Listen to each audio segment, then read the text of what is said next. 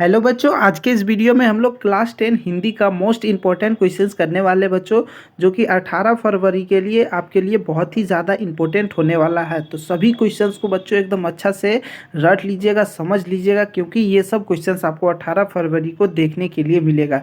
तो चलिए फटाफट क्वेश्चन नंबर 1 से स्टार्ट करते हैं। देखिए बच्चों, पहला क्वेश्चन है, लेखक ने खीरा खाने से क्यों इनकार कर दिया था?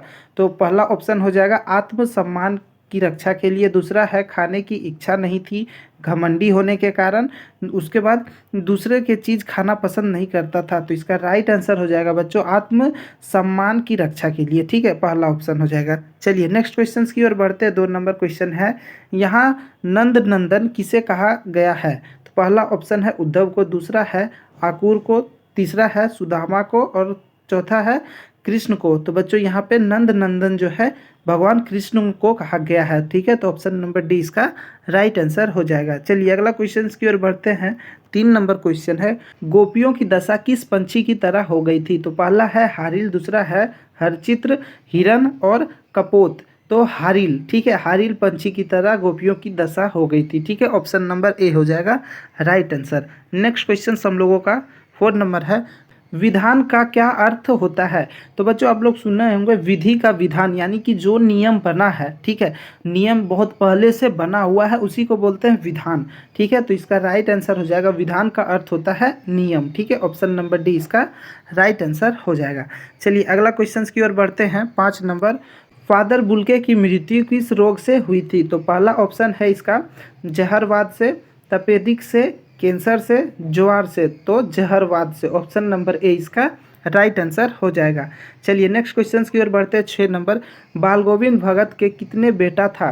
तो बच्चों बाल गोविंद भगत को एक बेटा था। ठीक है, एक बेटा, ऑप्शन नंबर ए इसका राइट आंसर हो जाएगा। अगला क्वेश्चन की ओर बढ़ते हैं। 7 नंबर क्वेश्चन है, कहाँ तक पहुँचे बिना पथिक को विश्राम नहीं करना चाहिए? तो पहला ऑप्शन है घर तक, लक्ष्य तक, बाजार तक, धर्मशाला तक। तो लक्ष्य तक बिना पहुँचे आराम विश्राम नहीं करना चाहिए, अपना जो लक्ष्य है उसके प्रति एकदम फोकस रखना चाहिए। ठीक है, और उस लक्ष्य का प्राप्ति करना चाहिए, हार एकदम नहीं मारना चाहिए। ठीक है बच्चों, चलिए 8 नंबर क्वेश्चन है, धनुष से छूटा हुआ बाण क्या करता है? तो पहला ऑप्शन है लक्ष्य भेदता है, प्रभेद, ठीक है, अभेद और अभेद, अभेद और अभेद। ठीक है, तो क्या करता है? लक्ष्य भेदता है, ऑप्शन नंबर ए इसका राइट आंसर हो जाएगा। चलिए अगला क्वेश्चन है 9 नंबर, बच्चा पुस्तक पढ़ रहा है, कौन सा क्रिया है? तो देखिए बच्चों, जिसमें कर्ता, क्रिया और कर्म तीनों रहेगा तो वो सकर्मक क्रिया होता है। तो देखिए बच्चा हो जाएगा कर्ता, ठीक है, पढ़ रहा है ये हो जाएगा क्रिया, और पुस्तक जो है वो हो जाएगा कर्म। तो जहाँ पर कर्ता, कर्म और क्रिया तीनों रहेगा वो कौन सा क्रिया, वो क्या होगा, कौन सा साकर्मक क्रिया। और जिसमें कर्म, मान लीजिए यहाँ पे पुस्तक नहीं रहता, ठीक है, पुस्तक कर्म नहीं रहता, बस पूछता बच्चा पढ़ रहा है, तो ये हो जाता आकर्मक क्रिया। जिसमें कर्म नहीं रहता है, सिर्फ सिर्फ कर्ता और कर्म रहता है, वो होता है आकर्मक क्रिया। और जिसमें तीनों रहता है, ठीक है, वो हो जाता है साकर्मक क्रिया। चलिए अगला क्वेश्चन की ओर बढ़ते हैं। 2-3 क्वेश्चंस आपसे व्याकरण में ये पूछे जाएंगे। ठीक है, किसान खेत जोत रहा है, इसमें क्रियापद कौन है? क्रियापद का मतलब क्या काम कर रहा है, किसान जो है क्या काम कर रहा है बच्चों? तो खेत जोतने का काम कर रहा है, जोत रहा है। तो पहला ऑप्शन है किसान, खेती, जोत रहा। तो इसका राइट आंसर हो जाएगा बच्चों जोत रहा। ठीक है, ये हो जाएगा क्रिया, वो काम कर रहा है, क्या काम कर रहा है? तो जोतने का काम कर रहा है। ठीक है, तो ऑप्शन नंबर डी हो जाएगा राइट आंसर। अगला क्वेश्चन देखिए 11 नंबर, लेखक ने पत्थर पर क्या देखा था? तो मैं क्यों लिखता है जो पाठ है बच्चों, उससे ये क्वेश्चंस है। ठीक है, एक चित्र देखा, खून के निशान को देखा, आदमी की उजली छाया को देखा, इनमें से कोई नहीं। तो आदमी की उजली छाया को देखा था पत्थर पर। ठीक है, ऑप्शन नंबर सी हो जाएगा इसका राइट आंसर। बाल गोविंद भगत किस कद के आदमी थे? तो पहला ऑप्शन है नाटे, लंबे, छोटे और मंझले। तो बाल गोविंद भगत जो है न ज़्यादा लंबे थे न ज़्यादा छोटे थे, मंझले कद के थे। ठीक है, ऑप्शन नंबर डी इसका राइट आंसर हो जाएगा। अगला क्वेश्चन है 13 नंबर, कैप्टन क्या काम करता था? पहला ऑप्शन है फल बेचता था, दूसरा है सब्जी बेचता था, कपड़ा बेचता था, चश्मा बेचता था। तो जो कैप्टन था बच्चों वो चश्मा बेचता था। ठीक है, ऑप्शन नंबर डी इसका राइट आंसर हो जाएगा। अगला क्वेश्चन की ओर बढ़ते हैं। 14 नंबर क्वेश्चन है, मैं क्यों लिखता हूँ पाठ के रचयिता कौन है? तो पहला ऑप्शन है जाबिर हुसैन, अज्ञे जी।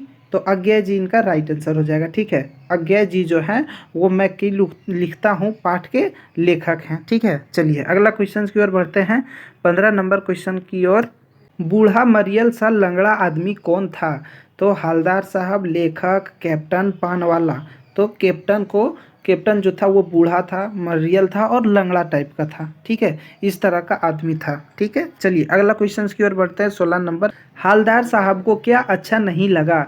तो पहला ऑप्शन है पान वाले का पान खाना। ठीक है, पान वाले के द्वारा एक देशभक्त का मजाक उड़ाना। तो ये हो जाएगा राइट आंसर बच्चों। पान वाला ने जो देशभक्त कैप्टन जो है चश्मा वाला का मजाक उड़ाया था। ठीक है, ऑप्शन नंबर बी इसका राइट आंसर हो जाएगा। अगला क्वेश्चन की ओर बढ़ते हैं। अगला क्वेश्चन है 17 नंबर, माता का आंचल पाठ का नायक कौन है? तो पहला ऑप्शन है भोलानाथ, मासूम तिवारी, बैजू, बाबूजी।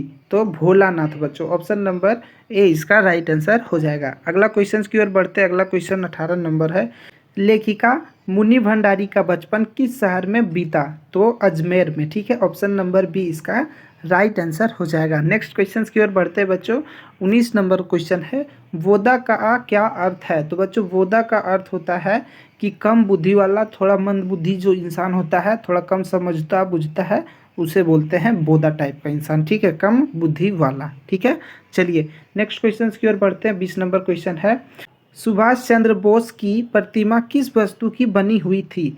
देखिए इस क्वेश्चन को कुछ और तरीके से आपसे पूछा जा सकता है।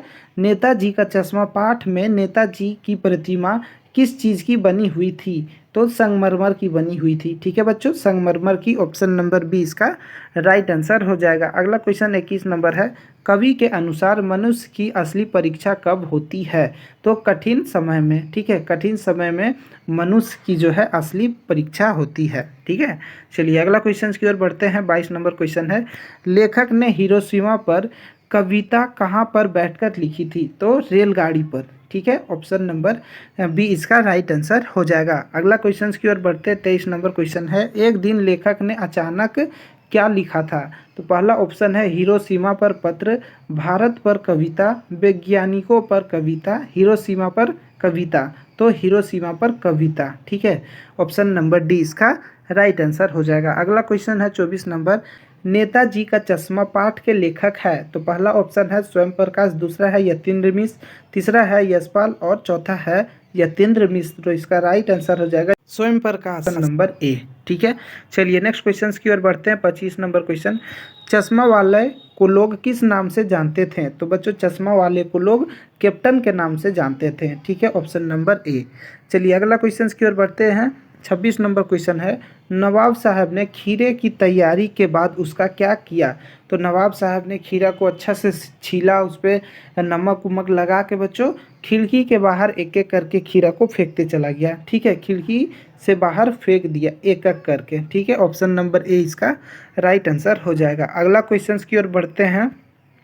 27 नंबर है, लेखिका के जीवन में शीला अग्रवाल का क्या योगदान रहा? तो पहला ऑप्शन है लेखन के प्रति लेखिका की रुचि पैदा हुई। लिखने के प्रति जो है बच्चों शीला अग्रवाल के कारण ही लेखिका की रुचि पैदा हुई। ठीक है, अच्छे साहित्य की परख उनके माध्यम से ही हुई। देश की आज़ादी के आंदोलन में सक्रिय भाग लिया। तो ये तीन चीज़ें जो है वो शीला अग्रवाल के कारण ही लेखिका को अच्छी गाइडलाइंस मिल सकी। तो ये राइट आंसर हो जाएगा डी, इनमें सभी। ठीक है, चलिए अगला क्वेश्चन की ओर बढ़ते हैं। 28 नंबर, नौबत खाने में इबादत पाठ के लेखक कौन है? तो यतीन्द्र मिश्र। ठीक है, यतीन्द्र मिश्र, ऑप्शन नंबर डी इसका राइट आंसर हो जाएगा। अगला क्वेश्चन की ओर बढ़ते हैं हम लोग। 29 नंबर क्वेश्चन है, लेखक बचपन में अपने पिताजी के साथ कौन सा खेल खेलता था? तो कुश्ती करता था। ठीक है, अपने पिताजी के साथ कुश्ती करता था। भोलानाथ का कहानी आप लोग पढ़े होंगे, माता का आंचल में है। ठीक है, भोलानाथ का कैरेक्टर। तो भोलानाथ उस टाइम बच्चा था, तो बच्चे में पिता के साथ क्या खेलता था? कुश्ती करता था। ठीक है। अगला क्वेश्चन है 30 नंबर, लक्ष्मण ने शिव धनुष की तुलना किससे की है? तो लक्ष्मण जी जो हैं शिव धनुष की जो तुलना जो राम भगवान तोड़े थे उसकी तुलना जो बचपन में खेलते समय टूट जाते थे जो धनुष, उस धनुष की तुलना से किए थे। ठीक है, तो ऑप्शन नंबर बी इसका राइट आंसर हो जाएगा।